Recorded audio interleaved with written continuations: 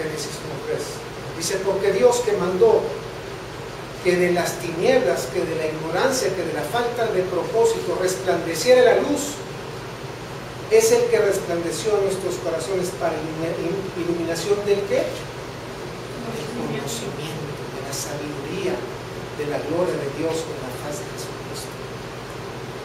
La luz es Jesucristo, es conocimiento, sabiduría. Por eso en nuestra vida, cuando la primera vez que vino la luz, la ignorancia se fue y pudimos reconocer a Jesucristo como el Señor. No había manera que pudiéramos reconocerlo como el Señor viviendo en ignorancia. Pero vino la luz, vino el conocimiento, el Espíritu Santo estuvo con nosotros y nos reveló, nos dio sabiduría, nos dio entendimiento de que Jesucristo es el Señor. Y se hizo la luz y entendimos, y entonces, Señor. ¿Y qué dice Romanos 10:9? El que confesara con su boca que Jesús es el Señor y crea que resucitó de los muertos, ese será salvo. La luz, conocimiento. El enemigo del hombre es la ignorancia. Por eso es tan importante pedirle al Señor que nos revele el concepto del reino. Porque no vamos a poder entender este libro que fue escrito en un concepto y en un contexto y en una cultura del reino pensando en una democracia, en donde si quiero lo obedezco, si no quiero pues no obedezco. Si algo no me gusta, no, le doy vuelta. Y si algo me gusta mucho, lo enfatizo de más. No funciona así.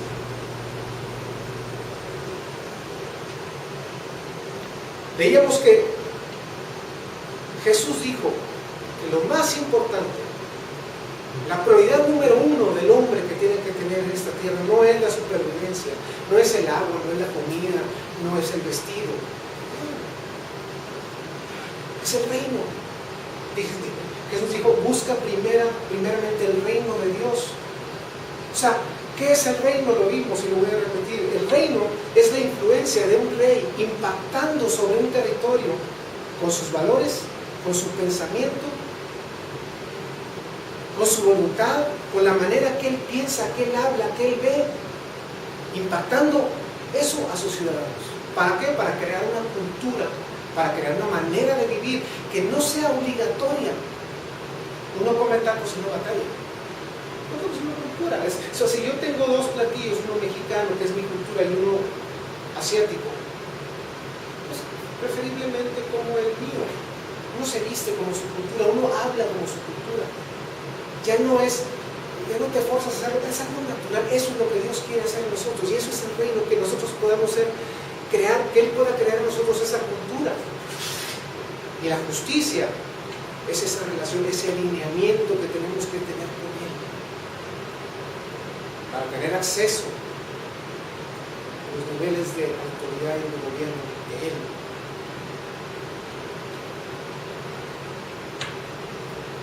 Quiero dar unos conceptos, voy a estar hablando de esto, seguramente no voy a terminar. Conceptos del reino, para poder que Dios traiga luz en esta área de nuestra vida, que Dios traiga conocimiento, entendimiento, para poder entender más o menos cómo funciona un reino y poder entender que este libro fue hecho en el contexto de un reino y que este libro trata de un reino y una ciudad, de ciudadanos de su reino. Y que al final eso es lo que quiere hacer. Reyes y sacerdotes. ¿Qué van a hacer? Reinar sobre ciudades. O sea, aquí no va a haber democracia y yo voto. Es un reino. Entonces el primer concepto que quiero ver es el concepto del rey, del reino. Los reyes son el elemento central, el elemento fundamental de un reino.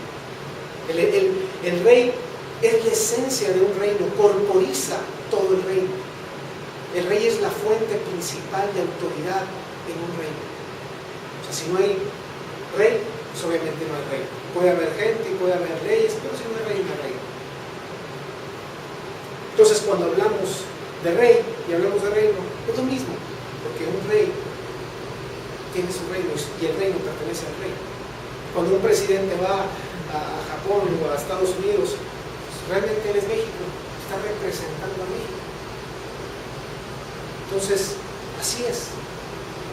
La soberanía del rey es inherente a la autoridad del rey. ¿Qué quiere decir? Que la autoridad del rey es porque Él es soberano. Entonces Jesús es el Rey de Reyes. Y tenemos, el Espíritu Santo tiene que traer entendimiento a nuestra vida. Porque creámoslo o no, alabémoslo o no, reconozcámoslo o no, eso no cambia, Él sigue siendo Rey. O sea, si creemos que Jesucristo es el Señor o es Rey, no importa si lo alabamos o no lo alabamos. O sea, Él sigue siendo, Él no va a cambiar por eso. Es un hecho que es un Rey, no es una creencia. El problema es que hemos metido en la religión. Entonces, si creemos que es Rey, a veces un domingo sí creo, todo Rey, no, y otro domingo no creo, y pues, si Él es Rey, fíjese, me asombra cómo Nehemías estaba tan preocupado de presentarse triste delante del rey para salir del vino, sabiendo que no se podía presentar triste delante del rey, tenía que servir el vino con alegría. Esa es la manera de llegar al rey, con alegría, con gozo. Él no necesita el reconocimiento de nadie. Nosotros somos los que necesitamos que Él nos reconozca como parte de su reino. Otra cosa es que un rey nunca llega al poder por votación. O sea, nadie va y vota por él como nosotros le hacemos. Un rey no llega por votación, y como no llega por votación, tampoco puede ser quitado por votación o por plebiscito. Él llega al poder por tres cosas. Número uno, derecho de creación, porque Él creó el reino, porque lo formó, lo estableció. Número dos, por posesión, porque fue con sus ejércitos y tomó ese otro pueblo. Y número tres, por herencia. Génesis 1:1 dice: en el principio creó Dios los cielos y la tierra. Los cielos y la tierra son de Él por derecho de creación. Vamos a Juan 1:1 y Hebreos 1:1.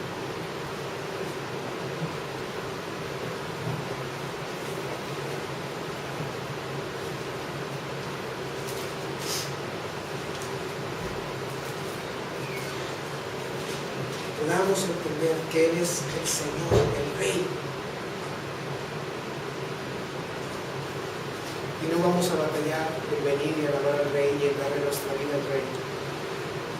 Juan 1:1, en el principio era el Verbo era con Dios y el Verbo era Dios.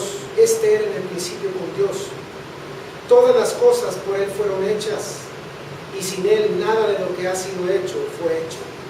Quiere decir que Él es Rey por derecho de creación. Hechos 17:24, déjenme lo leo. Dice: el Dios que hizo el mundo y todas las cosas que en Él hay, siendo Señor del cielo y la tierra. Él es dueño del cielo y la tierra por creación. Hebreos 1:1, ahí lo tenemos. Dice: Dios, habiendo hablado muchas veces y de muchas maneras en otro tiempo a los padres por los profetas, en estos días nos ha hablado por el Hijo, a quien constituyó ¿qué? Heredero de todo, y por quien asimismo hizo el universo, el cual, siendo el resplandor de su gloria y la imagen misma de su sustancia, y quien sustenta todas las cosas con la palabra de su poder, habiendo efectuado la purificación de nuestros pecados por medio de sí mismo, se sentó a la diestra de la majestad en las alturas. Jesucristo es Rey no solamente por derecho de creación, sino por herencia.